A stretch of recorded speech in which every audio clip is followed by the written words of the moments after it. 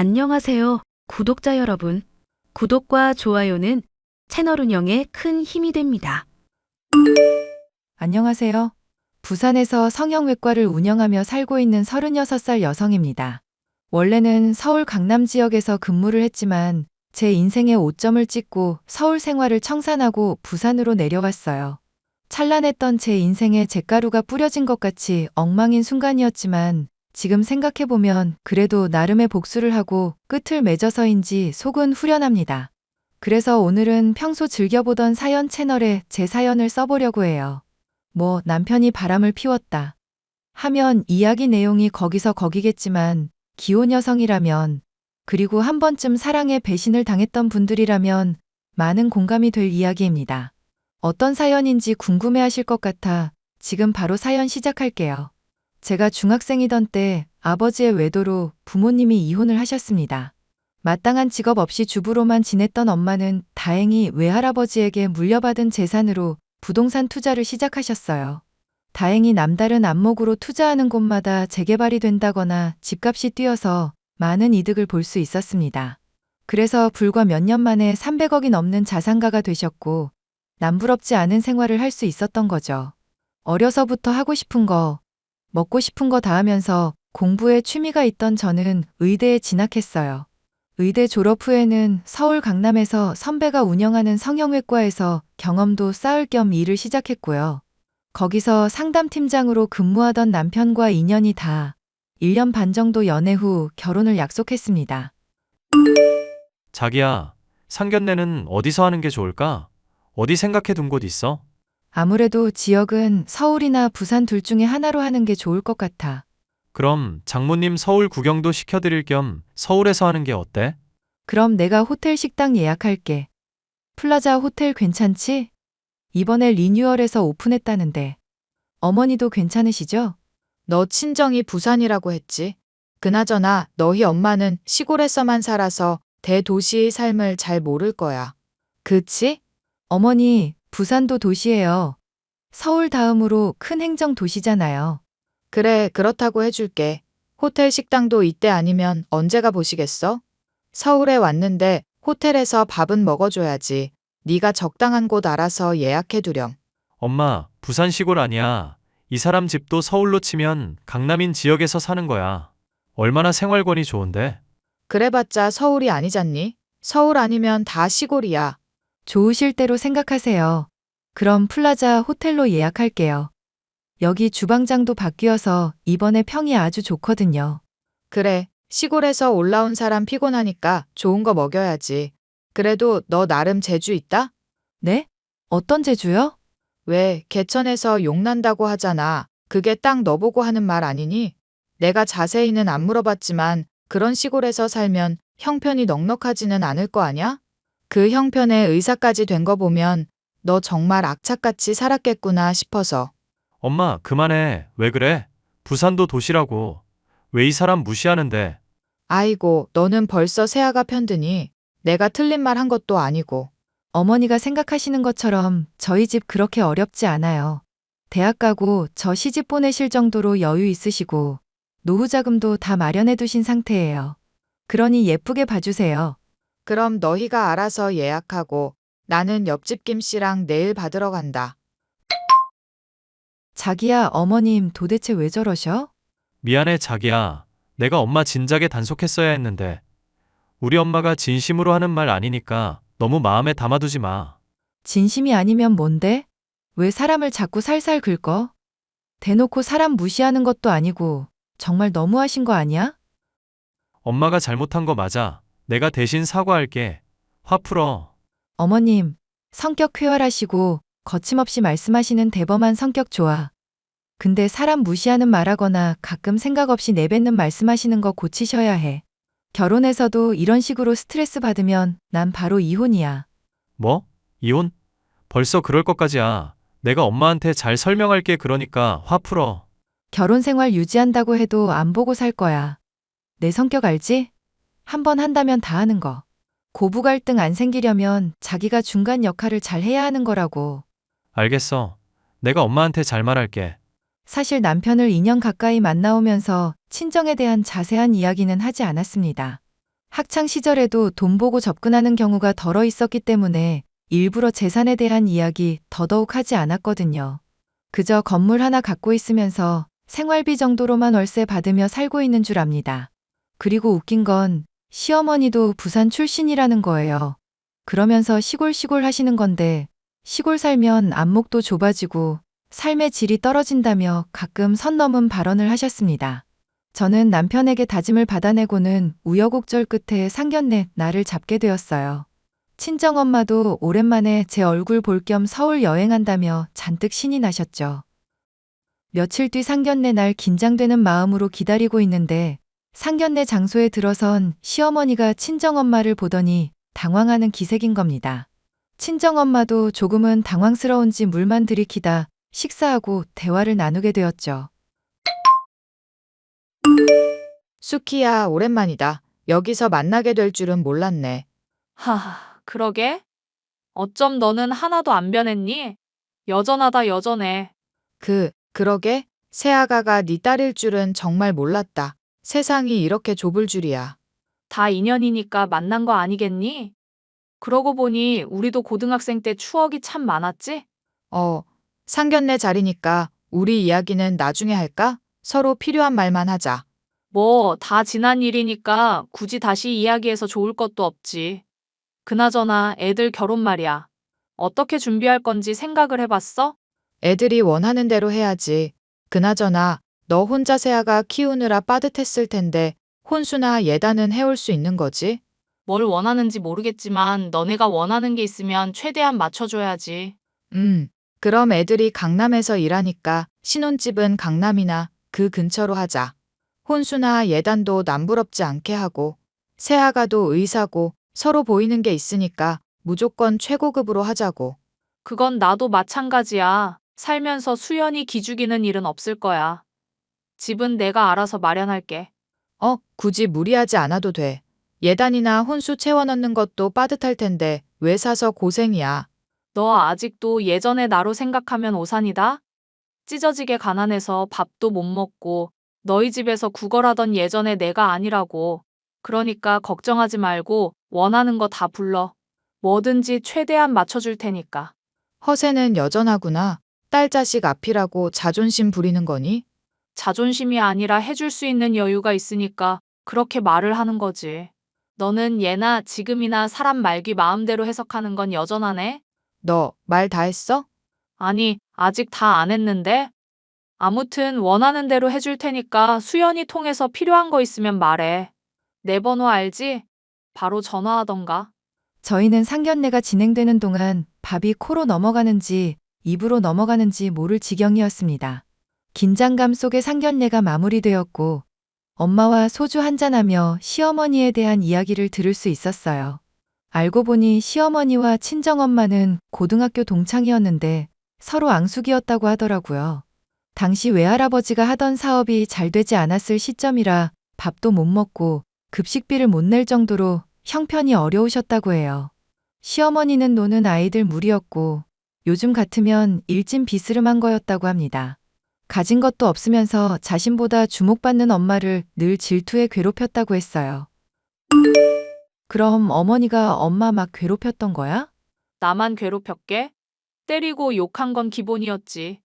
나 말고도 당한 애들 많아. 내가 나서서 들이받긴 했지. 아니, 근데 왜 그때 복수 같은 거 안 했어? 왜 당하고만 살았냐고.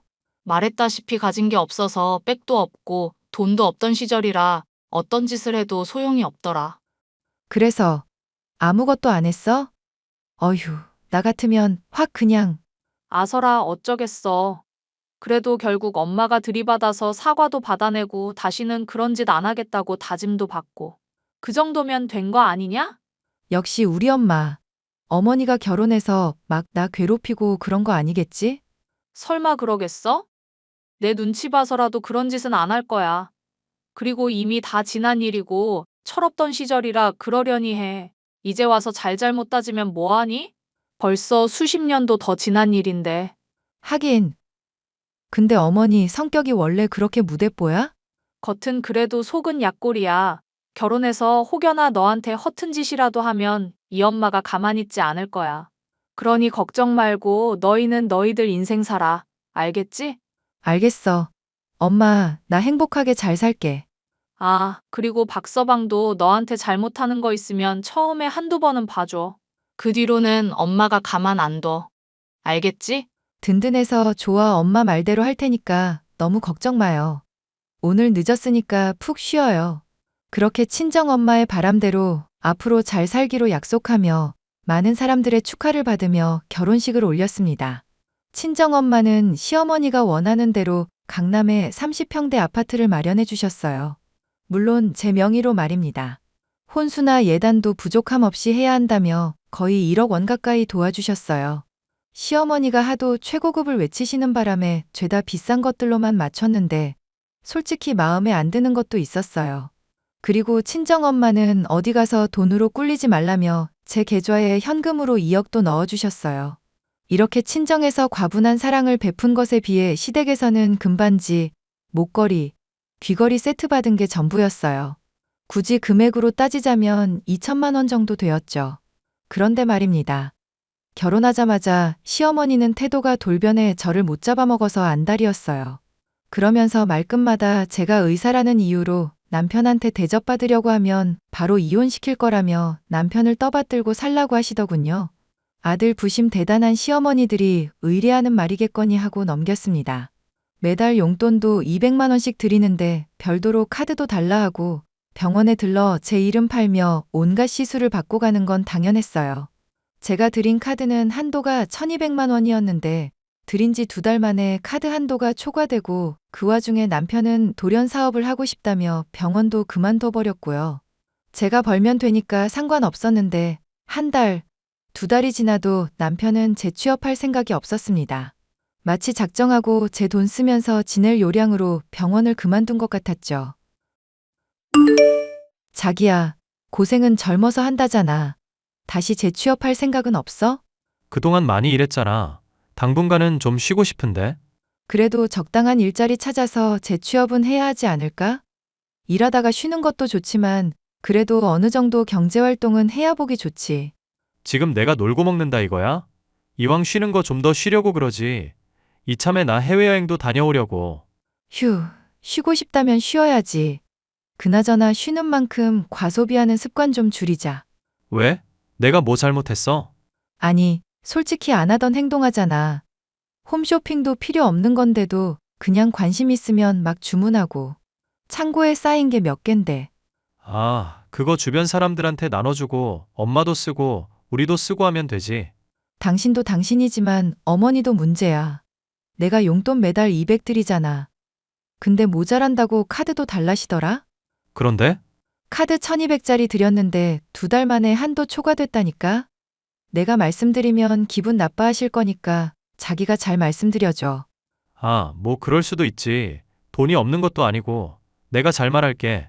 당신 말대로 돈이 없어서가 아니야.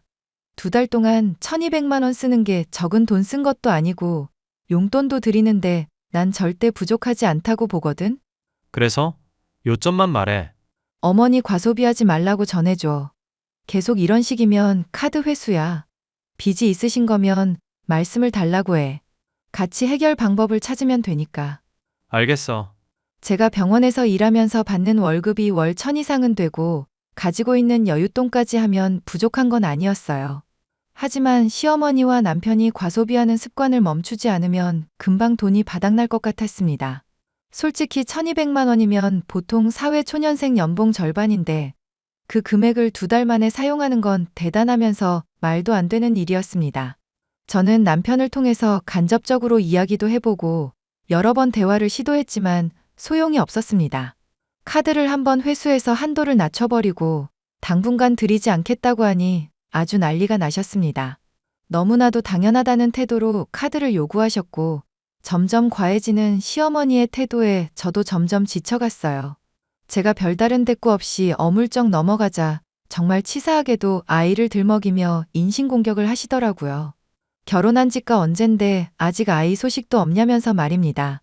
하루가 멀다 하고 늘 같은 시간에 연락하셔서는 비슷한 레퍼토리로 저를 쏴붙이기 바쁘셨죠. 예, 새아가 이번 달부터 용돈 좀 올려다요. 네? 용돈을 올려드려요? 제가 매달 200 드리고 카드도 드렸는데 부족하세요? 그래, 쓰다 보면 모자라지. 너 카드 한도 낮춰놨더라. 그래서 더 그런 거야. 어머니, 그 카드 한도가 결코 낮은 게 아니에요. 그리고 제가 버는 게 한정적인데 어머니 혼자 월 1000 이상 쓰시면 그거 다 누가 감당해야 하는데요? 누구긴 너지.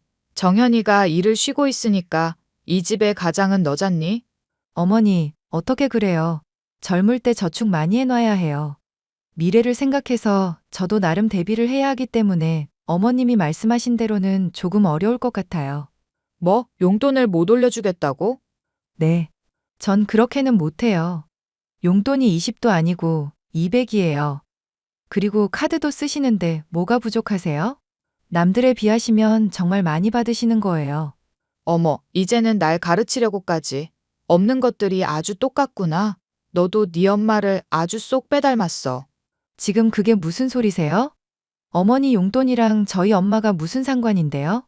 참나, 꼴에 싫은 소리 들었다 이거야? 그리고 너 아이 소식 없어? 지난번에도 내가 물어봤던 것 같은데? 어머니, 하늘을 봐야 별을 따죠. 그이 맨날 놀러 다니고 집에도 잘 안 들어오고 그러는데 무슨 수로 별을 따고 아이가 생겨요? 그건 네가 알아서 해야지.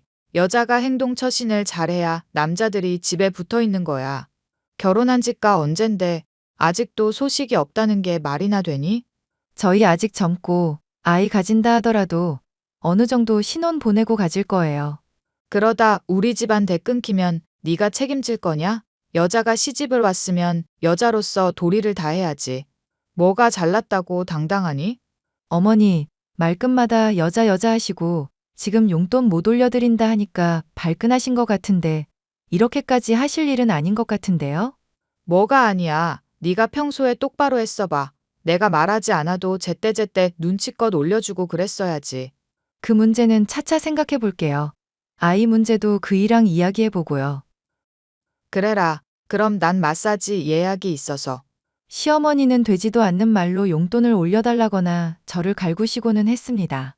저도 사람인지라 처음 한두 번은 그냥 기분 좋은 잔소리겠거니 하고 넘겼어요.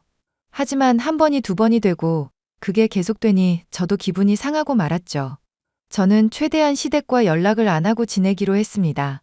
남편은 여전히 취직할 생각은 하지 않고 모임을 자주 다녔고요. 어느 날 점심 식사를 하고 방에서 쉬고 있는데 병원 간호사가 저한테 할 말이 있다고 하는 겁니다. 우물쭈물하며 자기가 며칠 고민하다 말하는 거라며 저한테 웬 사진과 동영상을 보여주는데 아주 기가 막혔습니다. 얼마 전에 그만둔 간호사와 익숙한 모습의 남자가 있었는데 바로 남편이었어요. 알고 보니 둘이 바람을 피우고 있었는데 저에게 이 사실을 알려준 간호사와 내연녀가 친한 사이였던 겁니다. 친구 사이라도 도가 지나친 것 같아 저한테 와서 말해준 거였죠. 그날 저녁 퇴근 후 남편이 잠들길 기다렸다가 휴대폰을 몰래 보게 되었는데 더 충격적인 사실을 알게 되었습니다. 시어머니와 남편이 적당한 시기에 이혼해서 제 재산을 가로채려고 작당 모의를 하고 있었더군요. 심지어 내연녀도 가담하기로 했고 시어머니는 진작에 남편이 바람을 피우는 사실을 알고 있었던 겁니다.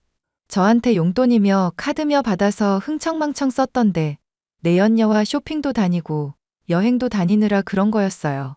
저는 모든 증거를 제 휴대폰으로 전송시켰고 화를 억누르며 뜬 눈으로 밤을 지새워야 했습니다. 너무 분해서 잠도 안 오더라고요.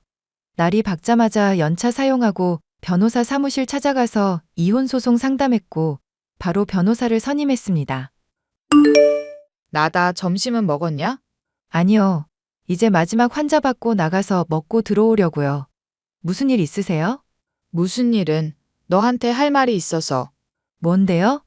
저 바쁘니까 빨리 말씀하세요. 너 신혼집명의 너로 되어 있지? 원래 암컷이 재산 쥐고 있으면 집이 망하는 법이다. 울 아들한테 집 주고 너는 직장 생활하면서 수발이나 들거라. 갑자기 무슨 소리세요? 무슨 소리긴 말 그대로야. 너네 엄마 닮아서 말귀도 제대로 못 알아쳐먹니? 뭐라는 거야? 길거리에 나 앉아봐야 정신 차리실래요? 뭐? 너 지금 뭐라고 했어? 저도 말 그대로예요. 길거리에 나 앉고 싶으시냐고요. 무슨 말버릇이 그래? 아무튼 너는 남편 내조나 잘해. 그리고 슬슬 아이 가질 준비해라. 병원도 조금 쉬는 게 어떻겠니? 제가 왜요? 왜 굳이 병원을 그만두면서까지 아이를 가져야 하고 내조해야 해요? 오히려 그 사람이 외조해줘야죠. 제가 돈 벌어다 주는데. 여자가 남자 길을 살려줘야지. 지금은 쉬고 있어도 장차 큰일을 할 애다. 아이 낳고 쉬면 내가 나중에 병원 소개해주거나 알아서 취직하면 되잖니. 너 그 정도 능력도 안 돼? 그러면서 우리 아들이랑 결혼한 거야? 어머니, 말씀은 똑바로 하세요. 능력은 차고 넘치죠. 없는 건 그이가 없는 거고요. 안 그래도 저도 말씀드릴 거 있었거든요. 뭔데? 저 그이랑 이혼하겠습니다. 왜인지는 어머니가 더 잘 아실 거예요. 야, 너는 이혼이 그렇게 쉬운 줄 아냐? 이참에 재산 분할하면 되겠구나. 부부가 가진 재산은 공동 재산인 거 알지? 신혼집 시세가 18억이니까 더도 말고 9억 내놔라. 뭐라고요? 9억이요? 9억이 뉘 집게 이름인가 위자료에 보상금 거하게 토해내고 싶지 않으시면 입 닥치고 가만히 있으세요. 뭐? 비야. 저는 그 길로 이혼 소송을 진행했습니다. 당연히 상간녀 소송도 진행했죠. 모든 사실을 친정엄마에게 알렸고 당장이라도 서울에 오시려는 거 겨우 막았습니다. 그리고 시어머니가 그동안 흥청망청 써버린 돈도 모두 보상받길 원한다며 청구 소송을 걸어버렸어요. 이혼 소송을 진행하면서 알게 된 건 시댁은 가진 것 없는 빈털터리였다는 겁니다. 자갈하며 살고 있던 아파트도 전세였고 당연히 모아둔 재산도 없는 상태였어요. 제가 가진 증거가 워낙 명백해서 이혼 소송은 당연히 저한테 유리하게 흘러갔습니다. 모든 소송에서 승소해서 위자료, 보상금으로 1억 가까이 받았어요. 상간녀 소송에서도 승소해서 3천만 원 받아냈고 남편은 당장 가진 돈이 없어서 전세금 빼서 돈을 지급해야 했습니다. 결국 남편과 시어머니는 방 2개짜리 지하 3방이 있는 달동네로 이사했고 보란듯이 잘 살아보겠다며 사업하려고 대출까지 받았는데 결국 사업은 코로나의 여파로 시작도 못하고 망해버렸죠. 상간녀가 남편의 전 재산을 들고 잠적해버린 겁니다. 남편은 엎친 데 덮친 격으로 빚더미에 앉게 되었죠. 아르바이트를 전전하며 이자를 겨우 갚아나갔고 그렇게 두어 달의 시간이 흘렀습니다. 야, 이수연, 돈 내놔. 있는 돈 없는 돈 가져가서 너만 잘 먹고 잘 살면 그만이냐? 여기가 어디라고 찾아와? 네 따위가 올 곳이 아닌데? 당장 나가지 못해? 영업방해로 신고당하고 싶어? 어차피 네 병원도 아닌데. 야, 당장 돈 내놔. 안 그럼 안 나가. 못 나가. 예물로 줬던 금반지랑 목걸이라도 줘라. 어차피 차고 다니지도 않는 거 내놓으라고. 다들 왜 이제 와서 행패세요? 이혼한 지 2달이나 지났고 지금 이러는 거 법적 문제 생깁니다. 법적 문제? 고소라도 한다고? 야, 이 미친년아. 해볼 테면 해봐. 우리는 더 이상 무서울 게 없는 사람들이야. 말이 안 통하네요. 제 병원이라면 그러든지 말든지 두겠는데 보다시피 제 병원도 아니고. 원장 선생님이 아주 화가 나셨는데요. 지금 당장 내 계좌로 돈 보내. 지금 너 때문에 내 인생 망하고 거지같이 살고 있는데 너만 잘 살게 둘 순 없지. 닥쳐 미친놈아. 어디 와서 행패야? 네가 잘못해서 그 꼬락선이 난 거잖아. 인생만 중요하고 남의 인생은 아무것도 아니냐? 그거 다 네가 자초한 거니까 알아서 해결하던지 마음대로 해. 돈 달라고? 여기까지 오느라 고생했으니까 집에 갈 택시비 정도는 줄게. 뭐? 야, 시어머니와 남편은 병원에 찾아와 한참을 행패를 부리더군요.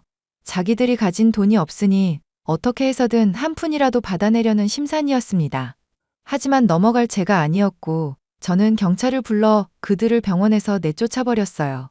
그 뒤로도 한참을 찾아오며 난동을 부렸지만 법적 처벌을 가할 수밖에 없었습니다. 접근 금지와 통신 제한을 걸어버렸죠. 저는 다니던 병원을 그만두고 서울 생활을 정리하고 부산으로 내려갔습니다. 친정엄마 명의로 된 건물에 성형외과를 오픈했어요. 5층으로 된 건물이었는데 입원실, 수술실 등 다양한 격실을 갖추고 1층에는 카페로 꾸몄습니다. 그렇게 오픈한 지 1년째인데 K뷰티의 여파로 일본, 동남아 등에서 많은 사람들이 오고 입소문도 많이 났습니다. 1년에 10억 넘는 매출을 올리며 승승장구하게 되었죠. 제 인생의 오점인 남편놈은 어디서 무얼 하는지 관심도 없습니다. 아마 아르바이트를 전전하며 하루 먹고 살기 바쁘겠죠. 그래도 남편 덕분에 사람 보는 눈은 조금 기르게 된 것 같아요. 당분간 결혼의 뜻은 없지만 저와 마음 맞는 사람이 나타난다면 좋은 방향으로 흘러가게 하고 싶어요. 마지막으로 남편에게 한마디만 하겠습니다. 서울에 살고 있는 35살 박정현. 평소에 너 튜브 많이 하던 놈이라 이걸 볼지 모르겠지만, 이거 내 이야기랑 비슷하네? 라면 너인 줄 알고 잘 새겨들어라. 어디 가서 괜히 다른 여자 고생시키지 말고 너 혼자 평생 살라고. 나는 잘 먹고 잘 살고 있으니 너무 걱정하지 말고 양심 지키면서 잘 살아라. 제 사연은 여기까지입니다. 긴 사연 들어주셔서 감사드리고 공감되셨다면 응원의 댓글 부탁드릴게요.